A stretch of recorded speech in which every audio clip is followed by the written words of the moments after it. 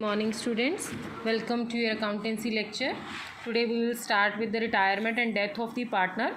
Now what do you know by retirement? Retirement, when the term of the job has been completed, when it's over, then the partner has to go from the institution. This is what known as retirement, means he is getting retired from his services. He is no more going to provide his services to the firm. ठीक है, तो let's start with the meaning first. Retirement of a partner means retiring from the partnership, that is ceasing to be a partner of the firm, कि अब वो no longer he will remain the partner of the firm. A partner में retire from the firm. कब कब retire हो सकता है? If there is any agreement to that effect, अगर उनके बीच में एग्रीमेंट है कि eight the age of this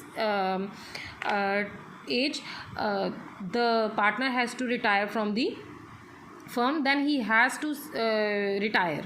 Next is if all the partners agree to his retirement. But now in this case we can say that it is not agreed beforehand, but all the partners now agree that this person must have to be retired before any discrepancy, so he must have to be retired.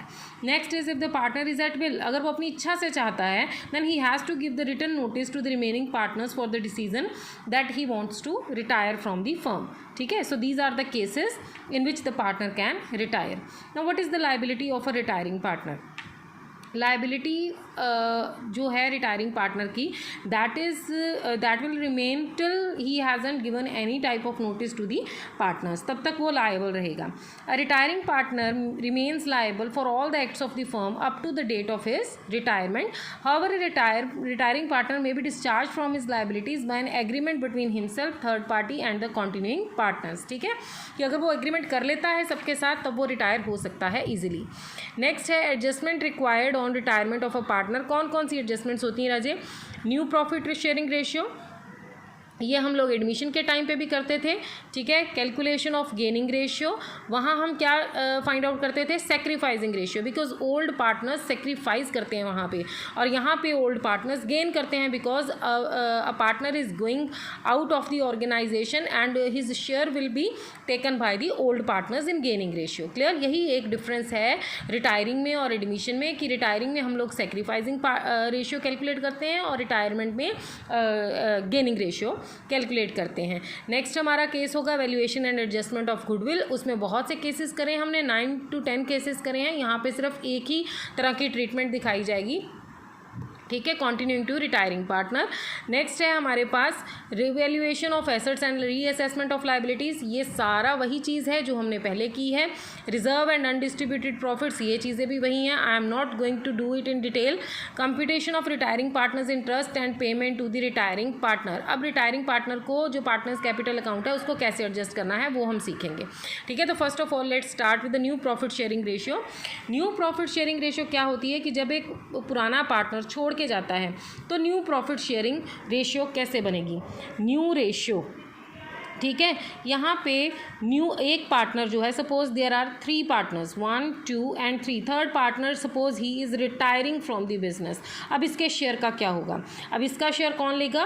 पुराने partners लेंगे. तो it means new share कैसे calculate होगा? Old share plus acquired share, ठीक है, plus उनका gain, उन दोनों को ऐड कर लें तो हमारे पास न्यू रेशियो आ जाएगी. Let's start with the case 1. When one partner retires and the new profit sharing ratio among the remaining partners is not given. जब आपको नए पार्टनर का शेयर तो बताया है कि वो रिटायर हो रहा है, लेकिन जो पुराने पार्टनर्स हैं उनकी रेशियो हमें नहीं दी हुई, तब हम क्या करेंगे? Let's start with the first illustration. A, B and C were partners sharing profits in the ratio of 1/2, 2/5 and 1/10. Find the new profit sharing ratio of the remaining partners. ठीक है, अगर A रिटायर होता है तो, अब मेरी बात ध्यान से सुनो. Now the profit sharing ratio is given 1/2, 2/5, 1/10. A, B, C 3 partners are there. उनकी रेशियो बता दी, 1/2, 2/5, then 1/10.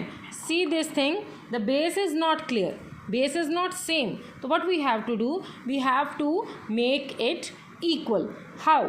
To base 10 होना चाहिए, तो we will multiply it by 5 on both sides, it will become 5/10. After that 2/5, 5 2 10 होता है, बेस डिनोमिनेटर क्लियर होना चाहिए, ठीक है, 5 2 10, ये तो ऑलरेडी 10 है इसका डिनोमिनेटर, तो no need to change it, ठीक है. Now he says that find out the new profit sharing ratio if A retires. Suppose in this case A is retiring, then what is the new profit sharing ratio of B and C? तो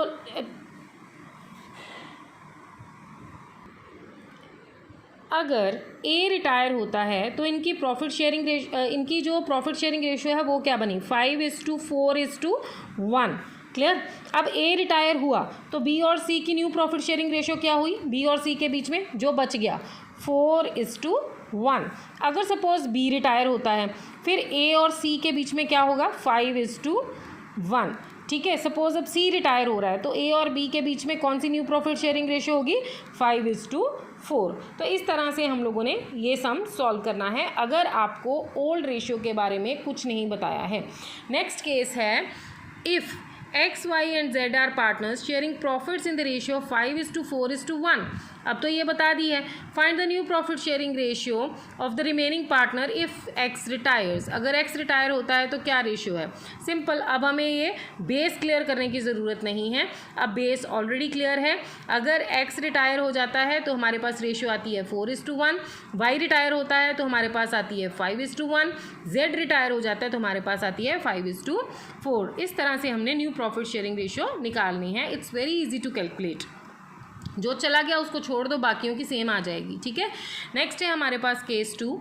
when the remaining partner takes his share of the retiring partner in an agreed ratio. जब उसने बोला है कि उसका share जो है, जो पर्सन रिटायर हो रहा है उसका शेयर पुराने पार्टनर किस रेशियो में लेके जाएंगे, तो फिर हमारा यही फॉर्मूला लगेगा, old share plus acquired share, ठीक है. Let's start with illustration 2. A, B and C are sharing profits and losses in the ratio of 5:3:2. Here B retires. Let's see this thing. Illustration 2. A, B and C are the partners in which profit sharing ratio, 5:3:2. It means 5/10, 3/10, 2/10. Now in this case he is saying that who is retiring, B retires. इसमें से B retire हो रहा है. Clear. His share, उसका share कितना है, 3/10. His share is taken up by A and C.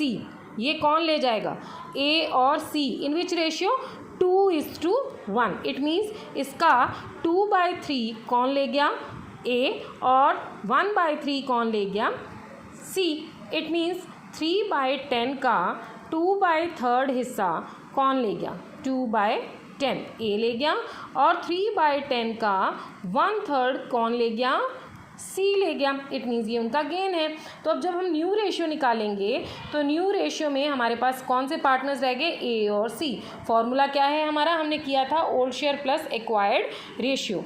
Old share हमारा कितना है, A का 5/10, और इसका एक्वायर्ड कितना है, 2/10. It becomes 7/10.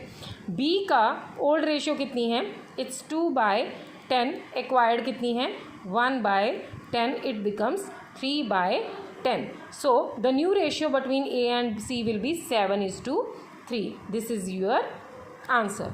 Is that clear. Now illustration 3.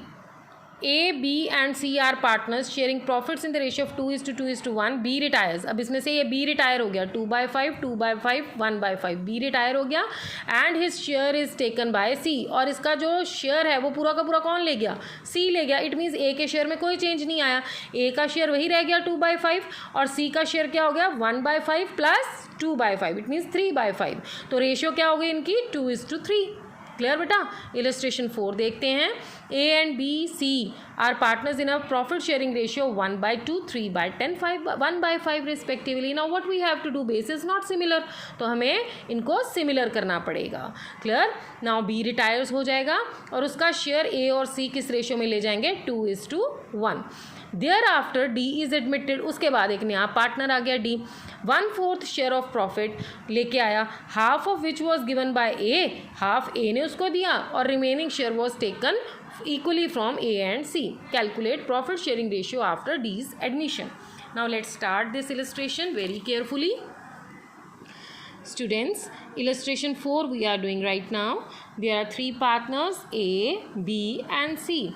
Its ratio is 1 by 3, 3 by 10, 1 by 5. Its base is not equal, so we have to make it equal. How? 1 by 2 into 5 by 5, it becomes 5 by 10. ये 3 by 10 already है, तो no need to change it because the denominator is the same.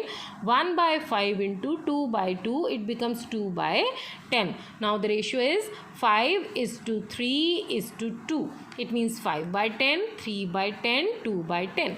Clear बेटा? यहाँ तक सबको I think clear हो चुका होगा. नेक्स्ट है कि B रिटायर्स, इसमें से B रिटायर हो गया, ठीक है, and his share is taken by A and C, यानी कि 3 by 10 कौन ले गया? ए और सी. किस रेशियो में? 2:1. इट मीन्स 3 by 10 का 2/3 हिस्सा ए ले गया, तो आपके पास 2 by 10 बचा, और 3 by 10 का 1/3 कौन ले गया?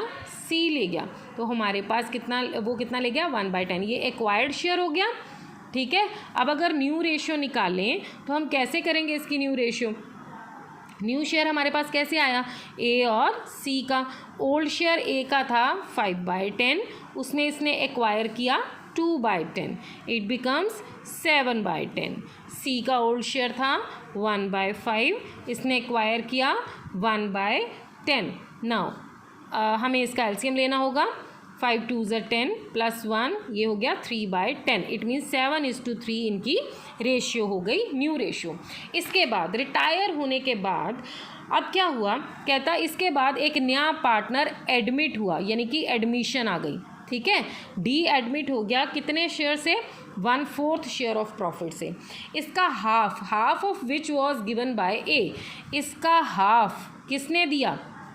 1/8 किसने दिया? ए ने. इट मीन्स ए का सेक्रीफाइस हो गया, ये ए के शेयर में से माइनस हो जाएगा, ठीक है. And the remaining share, remaining कितना बचता है? 1/8 ही बचेगा. 1/4 में से 1/8 माइनस किया तो 1/8 ही बचेगा. तो वो 1/8 जो है, रिमेनिंग शेयर जो है वो was taken equally by A and C. वो ए और सी इक्वली ले गए. इट मीन्स इसका 1/2, इसका 1/2. 8 2s are 16, 8 2s are 16. ये ए का डबल सेक्रीफाइस हो गया. बी ने इतना ही सेक्रीफाइस किया, ए ने ये भी सेक्रीफाइस किया और इसका हाफ भी सेक्रीफाइस किया. तो अब नई रेशियो निकालें ए, सी और डी के बीच में, तो क्या रेशियो होगी? ए के लिए ओल्ड शेयर बनेगा हमारा 7 by 10. 7 by 10 में से इसने सेक्रीफाइस किया 1/8, और क्या सेक्रीफाइस किया इसने? 1/16, ठीक है बेटा. और जो सी है उसका शेयर था 3 by 10, उसने सेक्रीफाइस कितना किया? 1/16. क्लियर. अब हम अगर इसका एलसीएम लें, ठीक है, तो हमारे पास एलसीएम आएगा इसका 80. एलसीएम लेने के बाद 7 8s are 80, 8 7s are 56, minus 10 minus 5. Clear बेटा. एलसीएम लेना तो आता ही है आपको. इसमें से ये दोनों माइनस करेंगे, 41 डिवाइडेड बाय 80, और इसको अगर हम करेंगे 10 8s are 80, 8 3s are 24, minus 16 5s are 80, 5 1s are 5, ठीक है, 19/80. तो डी की तो हमारे पास क्या शेयर है? डी का शेयर है हमारे पास कितना? 1/4, ठीक है. इसको 80 से करेंगे तो it means we have to multiply it by 20, ठीक है, 20/80. तो new profit sharing ratio A, C और डी के बीच में क्या आई? 41:19:20. Clear students? So we have done the calculation of the new profit sharing ratio today in case of retirement, and gaining ratio we will justify in the next lecture. आप इसके जितने भी back questions हैं new profit sharing ratio calculate करने के, उनको solve करो. अगर आपको कोई डाउट है तो you can ask me. Thank you students.